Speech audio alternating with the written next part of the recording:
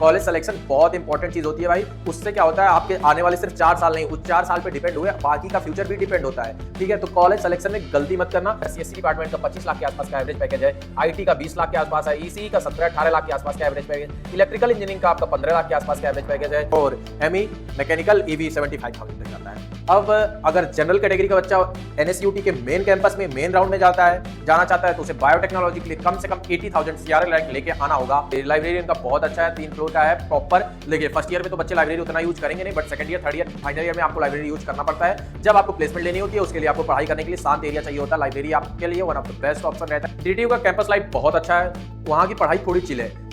NSUT का campus life और पढ़ाई दोनों लगभग इक्विवेलेंट है। IIT दिल्ली का पढ़ाई थोड़ी ज्यादा है, कैंपस लाइफ थोड़ी कम चिल है।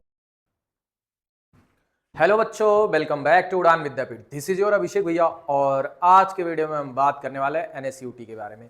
जैसा कि हमने जैक दिल्ली के कॉलेज रिव्यू का स्टार्ट किया था, लास्ट वीडियो में हम लोग DTU के बारे में बात किए थे। DTU में हमने सब कुछ डिस्कस किया था, उसका कट ऑफ, उसका प्लेसमेंट, उसकी एकेडमिक्स, उसकी कॉलेज लाइफ। उसी सीरीज में हम लोग उसी के लेवल का, उसी के इक्विवेलेंट IITs के लेवल का, NITs के लेवल का एक और कॉलेज लेके आए हैं, NSUT।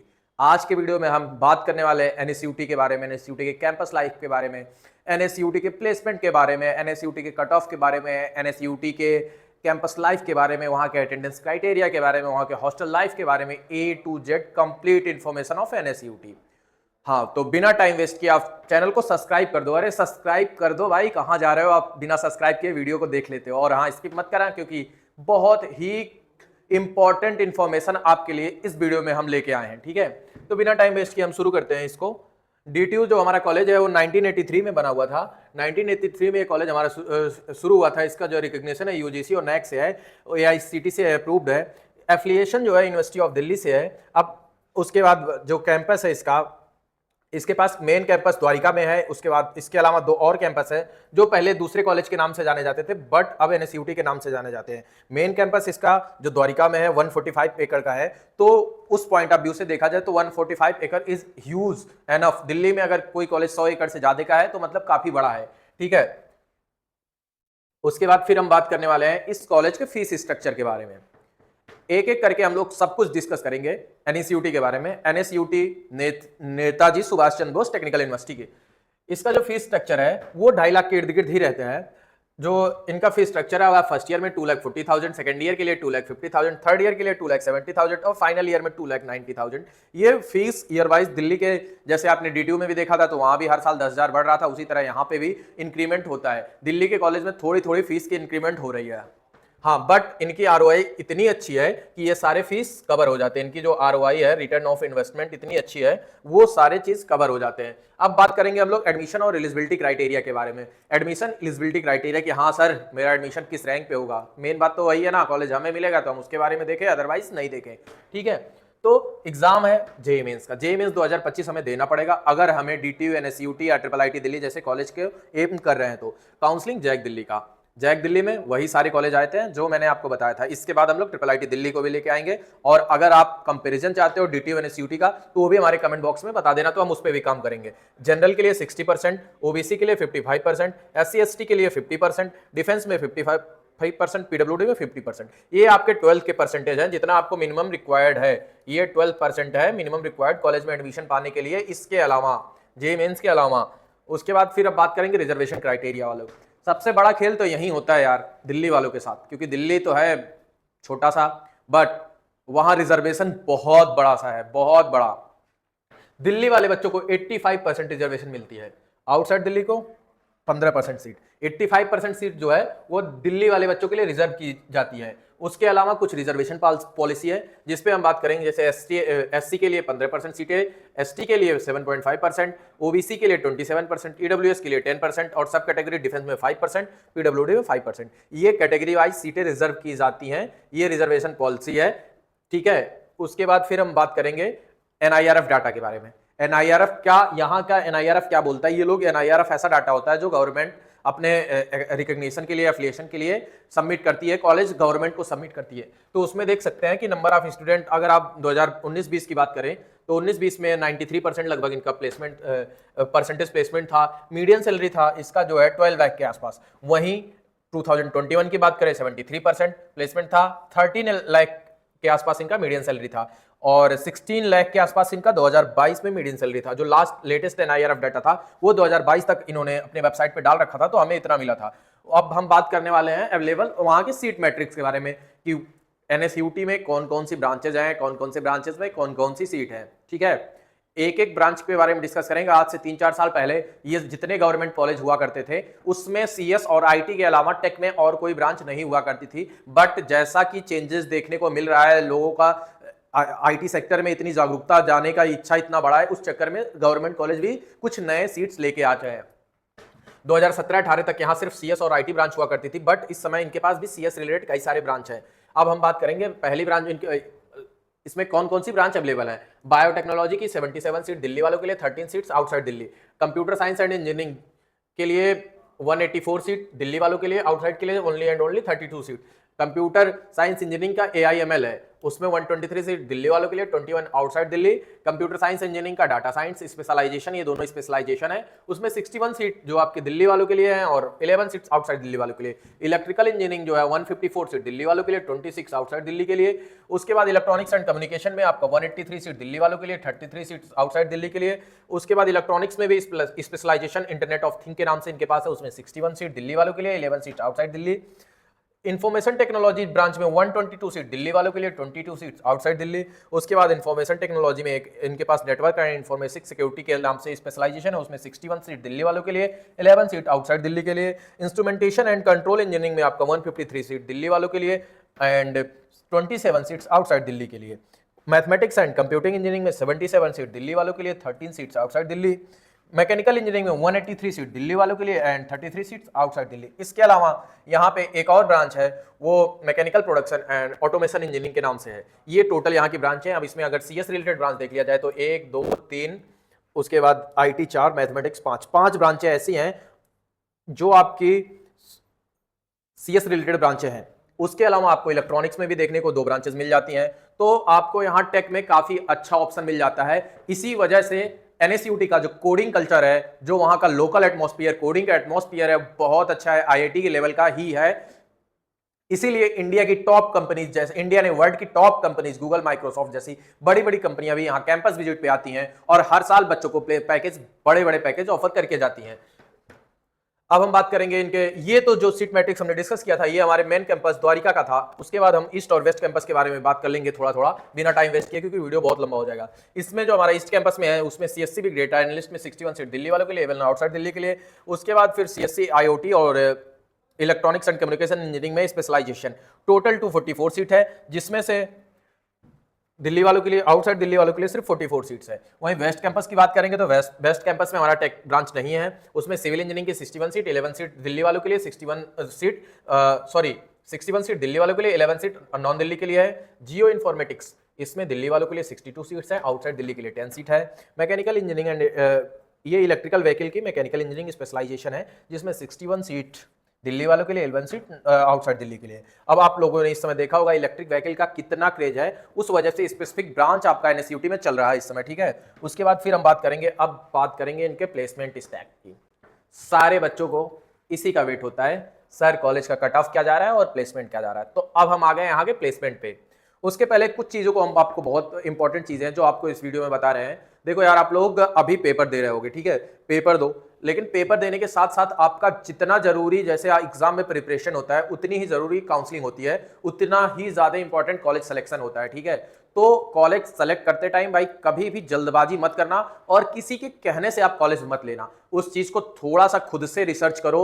हम लोग तो सारी इंफॉर्मेशन आपको यूट्यूब पे देंगे ही देंगे, बाकी आपको अगर कोई भी डाउट हो तो आप हमें कॉल करके सारी चीज हमसे डिस्कस कर सकते हो। इवन अगर आप अपने पेरेंट्स से हमारी मीटिंग करवाना चाहते हो तो भी आप हमसे आके मिल सकते हो। अगर आपको हमसे भी मिलना हो तो हमसे ऑफलाइन भी मिल सकते हो, ऑनलाइन भी अगर आप भागोगे तो हम प्रॉपर मीटिंग अरेंज करके आपके पेरेंट्स से बात कर लेंगे, ठीक है। कॉलेज सिलेक्शन बहुत इंपॉर्टेंट चीज होती है भाई, उससे क्या होता है आपके आने वाले सिर्फ 4 साल नहीं, उस 4 साल पे डिपेंड हुए बाकी का फ्यूचर भी डिपेंड होता है, ठीक है। तो कॉलेज सिलेक्शन में गलती मत करना। अब हम बात करते हैं इस वीडियो में प्लेसमेंट स्टेट के बारे में। देखो यार, NSUT का प्लेसमेंट नो डाउट बहुत अच्छा है, तो इसमें बहुत ज़्यादा हम नहीं आपको सिर्फ कंपनीज और ऊपर ऊपर से बताएंगे, क्योंकि इनका जो एवरेज पैकेज है, मीडियन सैलरी है, वो सब बहुत अच्छा है। इसमें हम इसको प्लेसमेंट के पॉइंट ऑफ व्यू से जस्ट कर ही नहीं सकते। अब हम बात करते हैं, ये सारा डेटा इन्होंने अपनी वेबसाइट पे दिया था। ये आपको डिपार्टमेंट वाइज एवरेज पैकेज देखने को मिल जाएगा। सीएससी डिपार्टमेंट का 25 लाख के आसपास का एवरेज पैकेज है, आईटी का 20 लाख के आसपास है, ईसी का 17-18 लाख के आसपास का एवरेज पैकेज, इलेक्ट्रिकल इंजीनियरिंग का आपका 15 लाख के आसपास का एवरेज पैकेज है, instrumentation and control engineering, mechanical engineering, biotechnology, civil, सबसे कम जो इनका एवरेज पैकेज है वो सिविल का है। सिविल का भी इनका 5 एलपीए से ज्यादा है। जितना आपके प्राइवेट कॉलेज का एवरेज पैकेज होता है सीएसआईटी ब्रांच का, उतना इनके सिविल का है। तो इससे आप खुद एज्यूम कर सकते हो कि एनएसयूटी किस लेवल का कॉलेज है। ठीक है, डीटीयू से कंपेयर होता है, आईआईटी से कंपेयर होता है, एनएसयूटी ट्रिपल आईटी दिल्ली से कंपेयर होता है। अभी मैं एक बहुत इंपॉर्टेंट पॉइंट बताऊंगा, डीटीयू, एनएसयूटी और ट्रिपल आईटी दिल्ली में किस पॉइंट ऑफ व्यू से कॉलेज को चूज करना चाहिए। अब डिपार्टमेंट वाइज हाईएस्ट पैकेज देखते हैं। सीएससी में 1 CR, आईटी में 85 एलपीए, ईसीई में आपका 50 एलपीए के आसपास, इलेक्ट्रिकल में आपका 40 एलपीए, आईसीई में आपका 40 एलपीए, मैकेनिकल में आपका जो है 30 एलपीए, बायोटेक्नोलॉजी में आपका बीटी में 30 एलपीए के आसपास, जीआई जियो इन्फॉर्मेटिक्स में आपका 10 एलपीए, सिविल में आपका 10 एलपीए के आसपास। ये आपका हाईएस्ट पैकेज है। अब कुछ माइलस्टोन है जो एनएसयूटी के पास थे, वो हम बता देते हैं आपको। 60 एनआईआरएफ रैंकिंग इनकी 2023 में थी। गवर्नमेंट कॉलेज जो है एनआईआरएफ पे बहुत ज्यादा पैसा नहीं वेस्ट करते हैं, क्योंकि वो ऑलरेडी ब्रांड होते हैं, तो उन्हें ब्रांड दिखाने में कोई इंटरेस्ट नहीं होता है कि लोग मुझे एनआईआरएफ से जाने। खुद में इतनी क्वालिटी देते हैं कि बच्चा खुद चल के इनके पास आता है। 7th रैंक इंडिया टुडे की लिस्ट में इनका हुआ था। 20+ एमओयू इनके पास इंडस्ट्री से साइन है। 80 स्टार्टअप लास्ट 5 साल में। स्टार्टअप कल्चर भी बहुत अच्छा है, जैसे आपको आईआईटीज में स्टार्टअप देखने को मिल जाता है, वैसे डीटीयू और एनएसयूटी में मिल जाता है। 20,000+ एलुमनाई नेटवर्क इनका एक्टिव एलुमनाई नेटवर्क है। उसके बाद फिर प्लेसमेंट में हाईएस्ट जो पैकेज था इनका 1 CR पैकेज था, एवरेज पैकेज 17 एलपीए का था। इंटर्नशिप में 2 एलपीए हाईएस्ट स्टाइपेंड था। 81,000 पर मंथ इनका एवरेज स्टाइपेंड था। अब कुछ चीज बात करते हैं, जो कंपनियां आती हैं किस बेसिस पे आपको लेके जाती हैं और क्या क्या बताती हैं। तो जो है टेक में आपको ले जाएगी, टेक में, नॉन टेक में, उसके बाद एनालिस्ट के रोल पे और कोर में लेके जाएगी। तो टेक में आपको सॉफ्टवेयर डेवलपर के तौर पे, software engineer, data scientist, data engineer. Non tech में data analyst, product analyst, product based company भी यहाँ आती है, business analyst, consultant, product manager. अब कोर में कौन सी कंपनी आती है? कोर में आपको जीईटी के तौर पे आती है। जो जितने भी प्लांट होते हैं कोर में, उनके आपको ग्रेजुएट ट्रेनिंग इंजीनियर के तौर पे ऑप्ट करने के लिए कंपनियां आती हैं। ठीक है, अब companies, number of companies 56 tech company, 30 non tech company, 14 core company. तो सबका इनके पास प्लेसमेंट बहुत अच्छा है। अगर बड़ी कंपनी की बात करें तो वर्ल्ड की सारी बड़ी कंपनियां, इंडिया की हो या बाहर की हो, सब आती हैं इनके पास। गूगल, माइक्रोसॉफ्ट से लेकर छोटे से बड़े हर कंपनी। अब मेरे पास इतना टाइम इस वीडियो में हम बहुत लंबा हो जाएगा, एक एक कंपनी का अगर नाम डिस्कस करेंगे, बट कुछ कंपनी को आप देख सकते हैं नीचे हम लोगों ने लगा के रखा है। अब हम बात करेंगे एवरेज सैलरी, तो हमने आपको बता दी, पैकेज भी हमने डिस्कस कर लिया। ठीक है, उसके बाद फिर ब्रांच वाइज पैकेज हमारा हो गया, एवरेज ब्रांच वाइज पैकेज ये हमने आपको बता दिया। सीटीसी ओवरऑल पैकेज देखिए, एवरेज पैकेज जो है इनका 17 लाख के आसपास है, मीडियन सैलरी जो है वो 16 लाख के आसपास है। ये बहुत अच्छी चीज है कि इनका एवरेज सीटीसी और मीडियन सैलरी दोनों इक्विवेलेंट है। अब कुछ इन्फॉर्मेशन है कि कौन सी कंपनी कितना देके गई थी। तो रोबोटिक आपका 1 CR का पैकेज देके गई थी, एल्डेस्टा डी100 आपका 51 देके गई थी। इस तरह माइक्रोसॉफ्ट जो है वो 50 देके गई थी। गूगल, सैमसंग, सारी कंपनियां, जितनी बड़ी कंपनियां हैं वो सारी यहाँ आती हैं और हायरिंग करके हर साल लेके जाती है। रजिस्टर्ड कैंडिडेट, प्लेस कैंडिडेट, आप देख सकते हैं इस ग्राफ के हिसाब से कि अगर 470 बच्चे रजिस्टर हुए थे, 751 प्लेस्ड हुए। सीएससी में 190 आईटी में रजिस्टर हुए थे, 172 प्लेस्ड हुए हैं। इस तरह से अगर नंबर परसेंटेज प्लेसमेंट देखा जाए तो 90+ परसेंटेज प्लेसमेंट इस कॉलेज का है। और प्लेसमेंट के लिए आपको कहीं इधर उधर नहीं भटकने की जरूरत है। इन कॉलेज का कल्चर ऐसा है कि अगर आप 4 साल वहां सिर्फ नॉर्मल स्टूडेंट की तरह पढ़ रहे हैं तो भी आपका बहुत अच्छा पैकेज हो जाएगा। अब बात करेंगे कट ऑफ की। कट ऑफ तो काफी लंबा हो जाएगा, क्योंकि दिल्ली, आउटसाइड दिल्ली सबका डिस्कस करना थोड़ा सा मुश्किल है। मैं साइड हटता हूं, आप लोग तब तक स्क्रीनशॉट ले लो इसका और आराम से जूम करके देख लेना। और इसका कट ऑफ आपको ऑफिशियल वेबसाइट पे भी मिल जाएगा। बट कुछ कट ऑफ है जो हम लोग डिस्कस करेंगे जनरल कैटेगरी का। सीएससी ब्रांच आपकी 9,700 दिल्ली रीजन के लिए, ये दिल्ली रीजन का कट ऑफ है। CSC I 9,700, CSC 12,803, 12,803, CSC data science, DS 15,264, IT 19,074 तक क्लोज हुआ था। ये चौथे राउंड का कट ऑफ है लास्ट ईयर का। ITNS 21,874, MAC 24,436, EC 30,000, EVDT 31,000, electrical engineering 39,000, ICE 49,000, mechanical engineering 61,000, biotechnology 79,000। उसके बाद बाकी जो ब्रांचेज हैं ये अदर कैंपस के हैं, ये ईस्ट कैंपस के हैं, ये तीनों वेस्ट कैंपस के हैं।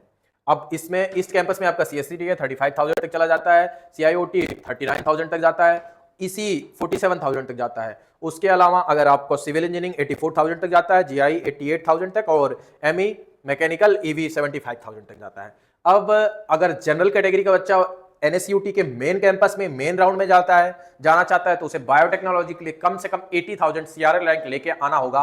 अगर आप दिल्ली रीजन के हैं, आउटसाइड दिल्ली का कट ऑफ तो बहुत लो जाता है इनके कंपेयर में, बट अगर आप दिल्ली के हैं, एनएसयूटी में कॉलेज में इंटर करना चाहते हैं, और एक चीज और, बायोटेक मतलब ये नहीं कि आपकी प्लेसमेंट उसमें लगेगी, वहां का कोडिंग कल्चर ऐसा रहता है कि मैक्सिमम बच्चे टेक में ही प्लेस्ड होते हैं, ठीक है। अब हम बात करेंगे फिर आउटसाइड दिल्ली के लिए, जनरल की बात करेंगे, बाकी आप देख लेना, इसमें सारी कट ऑफ पड़ी हुई है।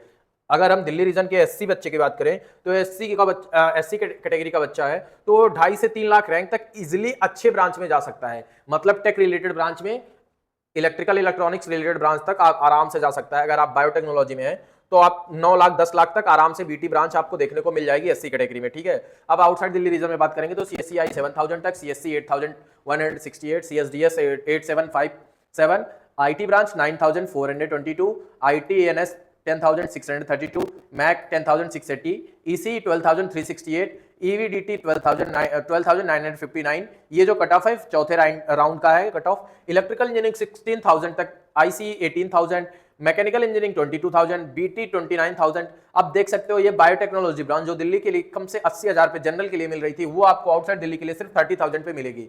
तो ये रहता है 15% और 85% रिजर्वेशन का इफेक्ट, ठीक है। उसके बाद फिर ईस्ट कैंपस में 11,000 तक, सीएसडीए सीआईओटी 12,000 तक, ईसीएम 13,000 तक। वेस्ट कैंपस में आपका मैकेनिकल ईवी 25,000 तक एंड सी 30,000 तक, एंड अगर आप जियो की बात करेंगे तो वो भी 30,000 के आसपास ही बंद हो रहा है, ठीक है।